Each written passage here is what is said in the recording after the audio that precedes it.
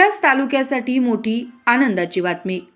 मिरज तालुक्यातील नागरिकांना दर्जेदार आरोग्य सेवा, आधुनिक उपचार आणि आवश्यक सुविधा आता आपल्या परिसरातच उपलब्ध होणार आहेत। आता उपचारासाठी दूरवर जाण्याची गरज भासणार नाही। आता आपल्या बेळंकी गावात आधुनिक ग्रामीण रुग्णालयाची नवीन उभारणी करण्यात आल्याने माता भगिनी आणि सर्व नागरिकांच्या आरोग्यदायी भविष्यासाठी आमदार सुरेश खाडे यांनी महत्त्वाचे आणि ऐतिहासिक पाऊल उचलले आहे।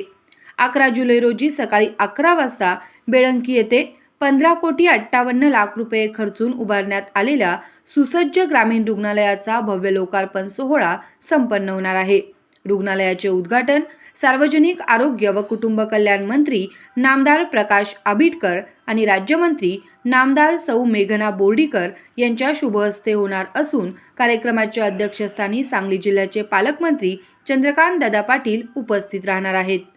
सांगलीचे खासदार विशालदादा पाटील, आमदार सुधीर गाडगीळ तसेच जिल्ह्यातील सर्व मान्यवर लोकप्रतिनिधी रुग्णालय उद्घाटनासाठी उपस्थित राहणार आहेत। तेव्हा जिल्हा परिषद सदस्य, पंचायत समिती सदस्य, ग्रामपंचायत पदाधिकारी, अधिकारी, कर्मचारी, सामाजिक संस्था, युवक मंडळे आणि नागरिकांनी मोठ्या संख्येने उपस्थित राहून कार्यक्रमाची शोभा वाढवावी असे आवाहन आमदार सुरेश भाऊ खाडे यांनी केले आहे। 11 जुलै सकाळी 11 वाजता बेळंकी ग्रामीण रुग्णालय नक्की उपस्थित रहा।